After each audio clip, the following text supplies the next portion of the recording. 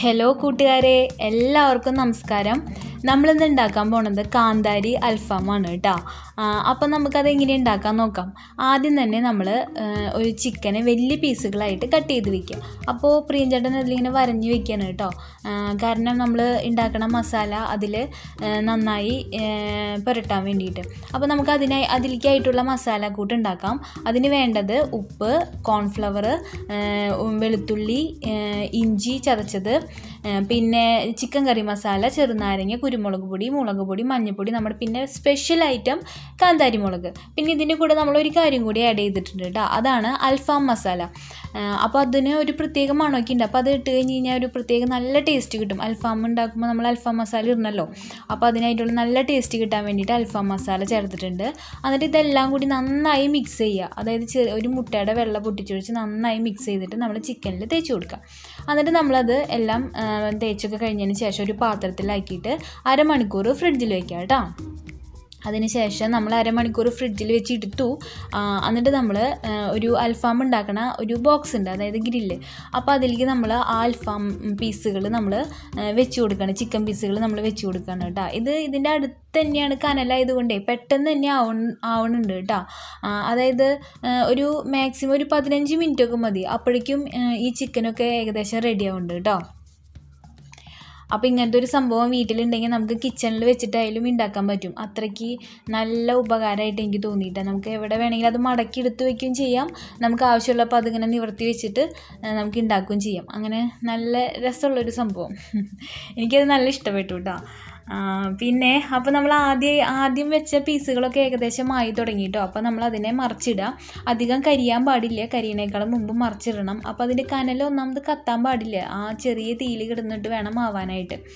അപ്പോൾ ഇത് നല്ല മാംസമുള്ള പീസുകളൊക്കെ ആവണമെങ്കിൽ കുറച്ച് സമയം എടുക്കും കേട്ടോ. അതിൻ്റെ ഉള്ളിലൊക്കെ നന്നായി വെന്ത് വരണമെങ്കിൽ കുറച്ച് സമയം എടുക്കും. എന്നാലും അധിക സമയമൊന്നും വേണ്ടി വരില്ല, മാക്സിമം ഒരു 15 മിനിറ്റ് അത്രയൊക്കെ വേണ്ടി വന്നിട്ടുള്ളൂ. അപ്പോൾ ഏകദേശമായ ഭാഗങ്ങളൊക്കെ മറച്ചിട്ട് നമ്മളതിനെ റെഡിയാക്കണം കേട്ടോ. അപ്പോൾ ഈ കാറ്റ് വരുന്ന കാരണം ഇത് വീശണതിനൊരു കുറവുമില്ല. അപ്പോൾ വീശലിൻ്റെ സ്റ്റൈലൊക്കെ മാറി തുടങ്ങി. വേറെ ഒന്നുമില്ല, കൈയൊക്കെ കഴിച്ചു തുടങ്ങി എല്ലാവരുടെയും. അപ്പോൾ കൈ കഴപ്പ് മാറാൻ വേണ്ടിയിട്ട് പുതിയ സ്റ്റൈലൊക്കെ കണ്ടുപിടിച്ച് തുടങ്ങി വീശാനായിട്ട്. അങ്ങനെ അപ്പോൾ മിഥുൻ വീശി കൊടുക്കുകയാണ്. അപ്പോൾ ഈ സമയത്തുണ്ടല്ലോ നല്ല മണം വരുന്നുണ്ട് കേട്ടോ. അതായത് ആ കുരുമുളകിൻ്റെയും കാന്താരി മുളകിൻ്റെയും പിന്നെ അൽഫാം മസാലയുടെയും ഒക്കെ നല്ല സ്മെല്ല് വരുന്നുണ്ട് കേട്ടോ. അങ്ങനെ വായിൽ വെള്ളം വന്നിട്ട് പറയാൻ പറ്റുന്നില്ല. അപ്പോൾ നമ്മൾ പീസുകളൊക്കെ നമ്മൾ വാഴയിലയിൽ, അതായത് പാത്രത്തിലേക്ക് എടുത്തിട്ടാണ് കേട്ടോ. അപ്പോൾ അതൊരു അതായത് നമ്മൾ വാട്ടിയെടുക്കില്ലേ വാഴല, അങ്ങനത്തെ ഒരു വാഴയില. അപ്പോൾ അതിൽ വെച്ച് അതിൻ്റെയും കൂടി ഒരു മണം വരുമ്പോൾ ഒരു പ്രത്യേക രസം അതിൽ നിന്ന് കഴിക്കാനായിട്ട്. അപ്പോൾ വാഴയിലൊക്കെ വാട്ടി കൊണ്ടുവച്ചിട്ടുണ്ട്. അപ്പോൾ നമ്മുടെ അൽഫാം മസാല ഏകദേശമൊക്കെ റെഡി ആയിട്ടുണ്ട് കേട്ടോ. 2 ഭാഗവും ആയി തുടങ്ങിയിട്ടുണ്ട്. അപ്പോൾ അധികം മാംസമില്ലാത്ത ഭാഗമൊക്കെ പെട്ടെന്ന് കരിയാൻ ചാൻസ് ഉണ്ട് കേട്ടോ.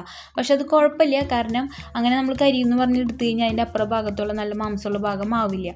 അപ്പോൾ അത് നോക്കിയിട്ട് നമ്മൾ ഏകദേശം ആവുമ്പോൾ നമ്മൾ ഓരോ പാത്രത്തിലേക്ക് ഓരോ പീസുകളായിട്ട് ഇടുകയാണ്. അപ്പോൾ ശ്രുതിയിലും ഇതിനൊക്കെ ടേസ്റ്റ് നോക്കുകയാണ് കേട്ടോ, ഉപ്പും മുളകൊക്കെ ഉണ്ടോ എന്ന് നോക്കുകയാണ്.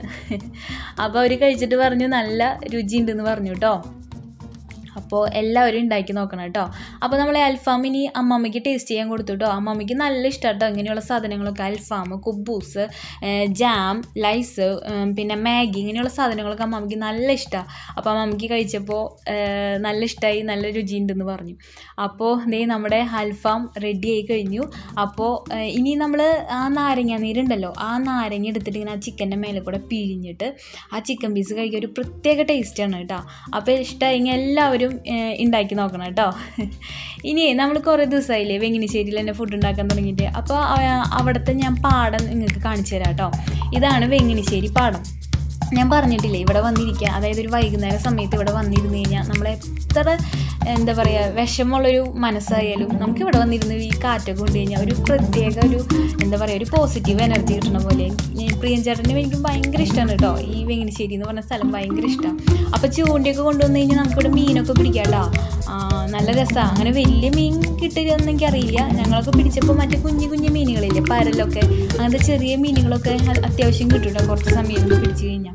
അപ്പോൾ എല്ലാവർക്കും ഇഷ്ടമായെങ്കിൽ എല്ലാവരും സബ്സ്ക്രൈബ് ചെയ്യുക, ലൈക്ക് ചെയ്യുക, ഷെയർ ചെയ്യുക. ബൈ.